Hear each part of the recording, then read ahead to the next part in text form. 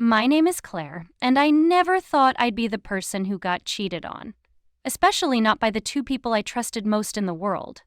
My husband Tom and my best friend Rebecca had been having an affair for 8 months before I found out.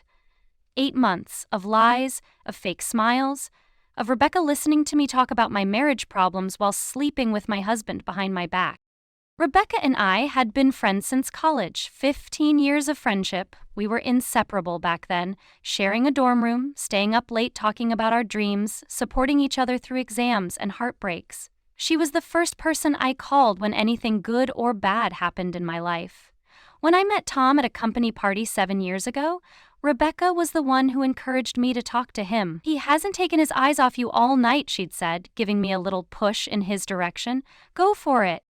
3 years later, she was my maid of honor at our wedding. She gave a beautiful speech about love and loyalty. She cried when she talked about how Tom and I were perfect for each other, how he was the luckiest man in the world. I can still remember her words. "I've never seen two people more meant for each other than Claire and Tom. They're the kind of couple that makes you believe in soulmates." Everyone raised their glasses, and Rebecca hugged me so tightly, whispering, "I'm so happy for you." I guess at some point she decided she wanted him for herself. Looking back, I should have seen the signs. Rebecca suddenly becoming interested in the same hobbies as Tom. Rebecca conveniently showing up at our favorite restaurant when Tom was meeting clients. Rebecca offering to drop off dinner when I was working late. Her texts to me gradually decreasing while her presence in our home increased. There was a moment about 6 months ago that should have been my first clue. I came home early from a business trip, exhausted and missing my own bed.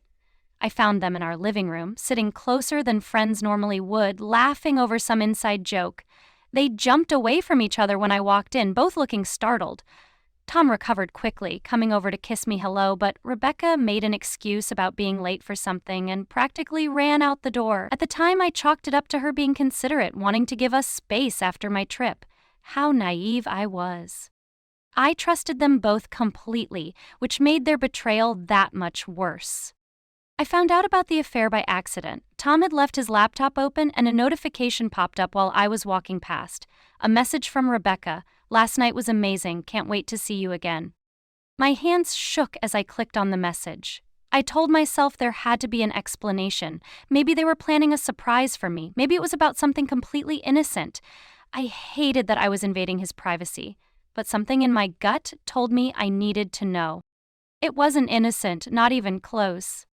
As I scrolled through their conversations, I felt physically ill. The messages went back months. Photos, detailed descriptions of their meetups, complaints about me. Tom telling Rebecca how she understood him in ways I never could.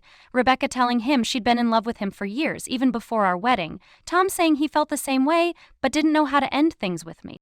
I read messages where they'd made love in our bed while I was at work, messages planning weekend trips disguised as work obligations or girls' getaways, messages laughing about how clueless I was, how easy I was to fool. The worst were the messages where Rebecca would comfort me about my marriage troubles, then screenshot our conversations and send them to Tom. "She has no idea," she'd written. "Poor Claire thinks you're just stressed about work." I sat there for what felt like hours, reading every message, looking at every photo, each word like a knife twisting in my chest, my entire world collapsing around me. I couldn't breathe. I couldn't think. All I could do was stare at the evidence of their betrayal on the screen in front of me. But I didn't confront Tom right away. I didn't call Rebecca screaming. Instead, I took screenshots, I forwarded all the evidence to my email, and then I started planning. You see, Rebecca had recently started dating someone new, James, a successful architect she'd met through mutual friends. She'd been telling everyone he might be the one, that she'd finally found a man who checked all her boxes. She was bringing him to all our group events, introducing him to everyone important in her life, posting couple photos on social media with captions about how lucky she was. She seemed genuinely happy. I knew the truth. She was still seeing Tom, still sending him messages, still planning meetups at hotels and at our house when I was away, and James had no idea, just like I hadn't. After discovering the affair, I went through the motions of normal life. I got up every morning, showered, put on makeup, went to work. I made dinner, watched TV with Tom, even slept beside him, though I stayed as far to my side of the bed as possible. I met Rebecca for our weekly coffee dates, nodding and smiling as she talked about James and how perfect he was, all while feeling like I was dying inside. I withdrew money from our joint account, just enough to start over if I needed to. I consulted a divorce lawyer discreetly, learning about my options. I documented everything, building my case methodically. But I wasn't ready to confront them, not yet. I needed the perfect moment. That moment presented itself when Rebecca's birthday approached. She was planning a dinner at Le Jardin, the most upscale restaurant in the city. She'd been talking about it for weeks, making sure everyone knew how special this night was going to be. She'd reserved a private room, created custom invitations, even specified a dress code. Everything had to be perfect for her big night. "You have to come, Claire," she'd insisted, gripping my hands in hers. "It wouldn't be the same without my best friend." The sincerity in her eyes made me want to scream. How could she look at me like that, knowing what she was doing? But I smiled back. Of course I'll be there. I wouldn't miss it for the world. The guest list was small, exclusive, only 15 people, her closest friends and family, and James, of course. She was planning to make some kind of announcement at dinner. I suspected it might be about moving in with James. The irony was almost too much to bear. The night of the dinner arrived, and I dressed carefully, a sleek black dress that I knew looked good on me, my best heels, perfect makeup. I wanted to look good. I wanted to look strong. I wanted Rebecca to remember exactly how I looked on the night her world fell apart. Tom thought I was going out with some work colleagues. He had no idea I was going to Rebecca's birthday dinner. He hadn't been invited, of course. That would have been too obvious.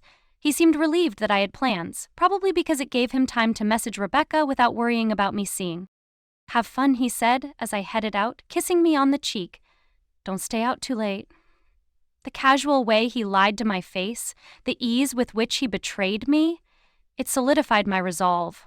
He didn't deserve my consideration, neither of them did. When I arrived at the restaurant, everyone was already there. The private room was beautifully decorated with flowers and candles. Soft music played in the background. Rebecca was sitting at the head of the table, James beside her. She looked stunning in a red dress, her hair perfectly styled, her makeup flawless. When she saw me, she smiled and waved me over, as if we were still the best friends we'd always been. "Claire, I'm so glad you could make it." She stood up and hugged me tightly, like she always did, like she hadn't been sleeping with my husband for the past 8 months, like she hadn't betrayed me in the worst possible way. I hugged her back, forcing myself to smile. "I wouldn't miss it," I said. "Happy birthday, Rebecca." I noticed she was wearing the gold necklace I'd given her for her birthday the previous year. A delicate chain with a small heart pendant. "For my heart sister," the card had read. The sight of it around her neck made my stomach turn. I took my seat at the table directly across from James. He was handsome, successful, completely smitten with Rebecca. He kept looking at her with such adoration, touching her hand, smiling at everything she said. He had no idea what was coming, no idea who she really was. I was seated between Rebecca's brother Michael and her college friend Sophia. Both of them greeted me warmly. I'd known Rebecca's family for years. They'd practically adopted me during college when my own family lived across the country. Michael and I had always gotten along well. He'd even confided in me once that he was glad Rebecca had a friend like me, someone who was a good influence. I wondered what he would think after tonight. The dinner started pleasantly enough. Everyone chatting, laughing, sharing stories. Rebecca was the center of attention, as always. The perfect hostess. She kept refilling my wine glass, making sure I was comfortable, including me in every conversation, playing the role of the caring best friend so convincingly that for a moment, I almost forgot what I knew. Almost. She spoke about her work at the interior design firm, about the vacation she and James were planning to take next month, about how this year had been transformative for her. I watched her perform, marveling at her ability to compartmentalize, to sit there glowing with happiness while keeping such dark secrets. James was equally charming, telling stories about how they met, how he knew from their first date that she was special. "I've never connected with someone so quickly," he said, squeezing her hand. "It's like she understands exactly who I am." Rebecca beamed at him, and I had to look away. The same words Tom had used about her in their messages. As the main course was being served, a perfectly cooked salmon with asparagus and hollandaise, Rebecca stood up to make a speech. She thanked everyone for coming, for being part of her life. She talked about how blessed she felt to have such amazing friends and family, how this year, at 32, she finally felt like she was exactly where she was supposed to be. "And I especially want to thank James," she said, looking down at him adoringly, "for making me happier than I ever thought possible. I think I've finally found my perfect match." Everyone awed and raised their glasses. Rebecca beamed. James squeezed her hand, looking at her like she hung the moon. That's when I stood up, wine glass in hand. "I'd like to say something too," I said, my voice steady despite my racing heart. Rebecca looked surprised but nodded encouragingly. "Of course, Claire, go ahead." I took a deep breath. The room fell quiet, all eyes on me. I could feel my pulse pounding in my ears, but I kept my expression neutral. "Rebecca and I have been friends for 15 years, I began. "We've been through everything together: college, bad breakups, career changes, my wedding." I paused, looking directly at her. Her smile faltered slightly, a flicker of uncertainty crossing her face. "Rebecca was my maid of honor," I continued. "She stood beside me as I married Tom. She promised to always be there for me, to support my marriage, to be the friend I could always count on." Rebecca shifted uncomfortably. She could sense something was off but couldn't quite place it yet. James was looking between us, smiling politely but confused by the sudden tension. "And I believed her," I continued. "I trusted her completely, which is why it came as such a shock when I discovered that for the past 8 months, she's been sleeping with my husband." The table went completely silent. All eyes turned to Rebecca. Her face had gone pale, the color draining away so quickly it was like watching a time-lapse of a sunset. James was staring at her, confusion slowly giving way to comprehension, then anger. "Claire," Rebecca started, her voice shaking, "I don't know what you're talking about. Are you drunk? Are you having some kind of breakdown?" I smiled. It wasn't a kind smile. I thought you might say that, so I brought evidence. I reached into my purse and pulled out my phone. "I have screenshots of all your conversations with Tom, the late-night meetups, the photos you sent him, the plans you made together, the jokes you made about me." Rebecca's eyes widened in panic. "You're making this up. You're crazy. Tom and I are just friends." She turned to the table, looking desperately for allies. "She's been having problems at work. She's not thinking clearly." "Am I?" I turned to the rest of the table. "I'm sorry to ruin the birthday dinner, but I thought everyone should know who Rebecca really is, especially you, James." I turned my phone toward him, showing him a message from just 3 days ago. Rebecca telling Tom how much she missed him, how she couldn't wait to see him again. There was a photo attached of her wearing nothing but the necklace I'd given her, the same one she was wearing tonight. James took the phone from me, scrolling through the messages, his expression hardening with each swipe. The rest of the table sat in stunned silence. Michael was staring at his sister in disbelief. Sophia had her hand over her mouth. Rebecca's cousin Emma was whispering furiously to her husband. Rebecca was frozen, her face ashen, her hands gripping the edge of the table so hard her knuckles were white. For once in her life she had no words, no way to spin this, no escape. "These messages go back 8 months, I said, my voice carrying clearly through the silent room. "While I was confiding in her about my marriage, while I was trusting her as my best friend, she was sleeping with my husband. She was laughing at me behind my back." I looked at James again. "And while she's been telling you she's found her perfect match, she's been continuing her affair with Tom. She had plans to meet him tomorrow, actually, at the Westfield Hotel, room 412. It's already booked." James looked up at Rebecca, his eyes cold. "Is this true?" Rebecca's mouth opened and closed, but no words came out. Her silence was confirmation enough. "Answer me," James said, his voice low and dangerous. "Is this true, Rebecca?" She finally found her voice, though it was barely above a whisper. "James, I can explain. It's not what it looks like. It's complicated." James laughed, but there was no humor in it. "Complicated? There are photos here of you in his bed, messages about how much you love him, plans to meet at hotels. What's complicated about that?" He stood up, threw his napkin on the table, and walked out of the restaurant without another word. Rebecca didn't even try to stop him. She just sat there, tears streaming down her face, ruining her perfect makeup. Michael, her brother, who was sitting a few seats down, shook his head in disgust. Jesus, Rebecca, Mom and Dad would be ashamed. That seemed to snap her out of her shock. Claire, she pleaded, can we talk about this privately? Please, this isn't fair. You don't understand. I laughed, but there was no humor in it. Not fair. I read every message, Rebecca. I saw every photo. I understand perfectly. I looked around the table at her friends and family, all of them staring at her with varying degrees of shock and disappointment. The worst part isn't even the affair. It's how you pretended to be my friend through all of it. How you listened to me talk about my marriage problems, knowing you were causing them. How you looked me in the eye day after day and lied to me. Sophia, who had been quiet until now, suddenly stood up. I can't believe you would do this, Rebecca. To Claire, of all people? After everything she's done for you, she looked at me, her eyes filled with sympathy. I'm so sorry, Claire. I had no idea.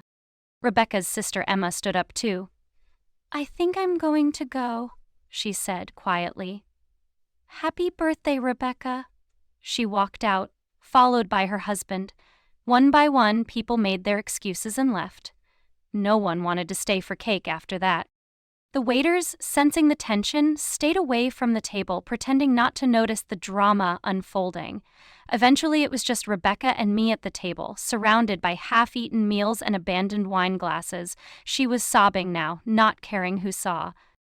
How could you do this? She asked through her tears. How could you humiliate me like this on my birthday in front of everyone I care about?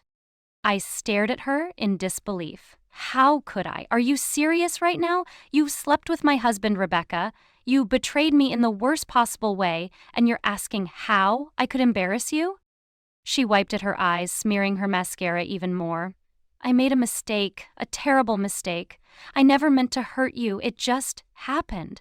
Tom and I, we connected, and before I knew it... Stop, I said, holding up my hand. Just stop.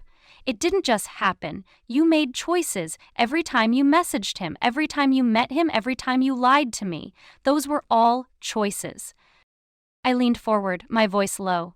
You chose to betray me, Rebecca. You chose to sleep with my husband. You chose to lie to my face day after day, and now you're facing the consequences of those choices. She shook her head, tears still streaming down her face. I made a mistake, a terrible mistake, but did you have to tell everyone? Did you have to ruin my birthday? Did you have to destroy my relationship with James?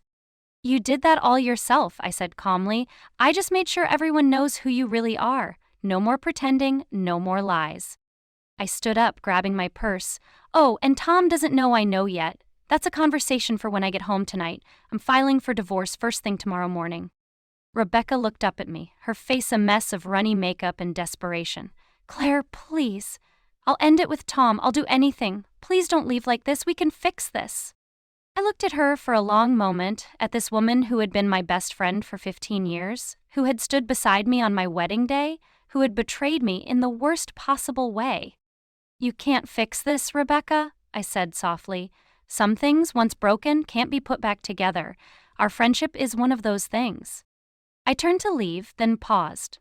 By the way, I paid for dinner before I arrived. It seems like the least I could do for ruining your birthday. Consider it my final gift to you. Claire, she called after me, her voice breaking. Please don't do this. I love you. You're my best friend. I didn't turn around. No, Rebecca, I'm not. Not anymore. I walked out of the restaurant, my head held high.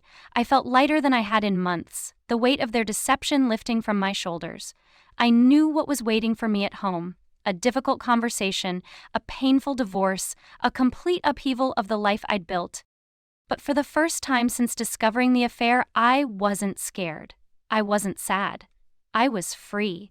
Free from the lies, free from the manipulation, free from people who didn't deserve my trust or my love. As I drove home, I thought about what would happen next. Tom would deny everything at first, of course. He'd act outraged, offended that I would accuse him of such a thing. But then I'd show him the evidence, and he'd crumble, just like Rebecca had.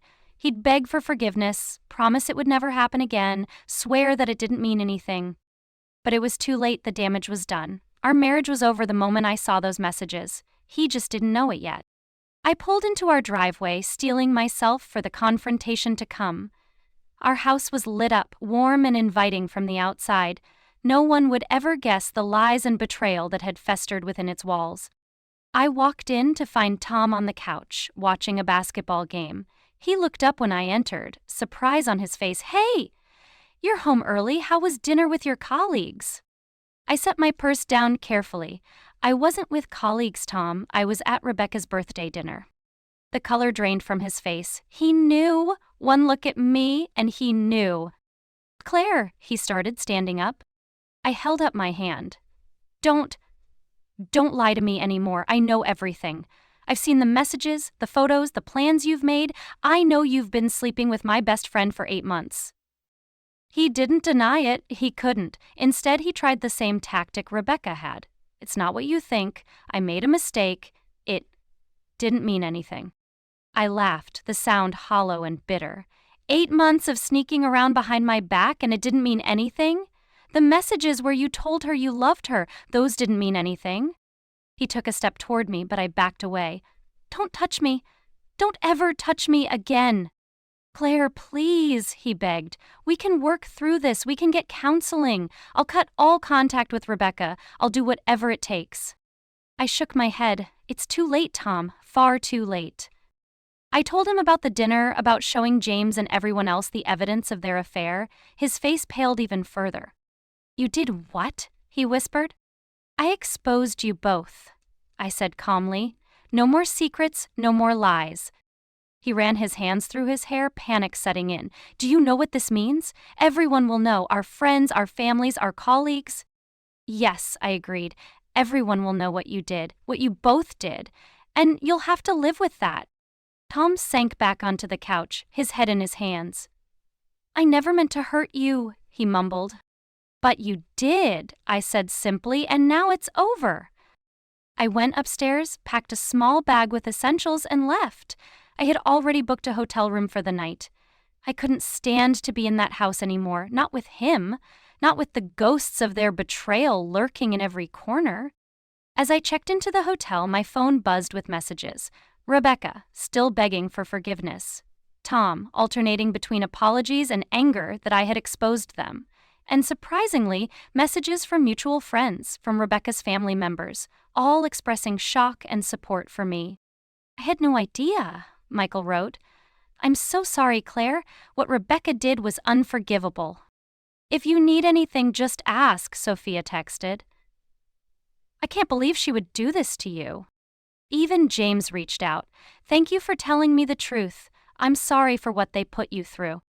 I turned my phone off and sat on the edge of the hotel bed, finally allowing myself to feel everything I'd been holding back.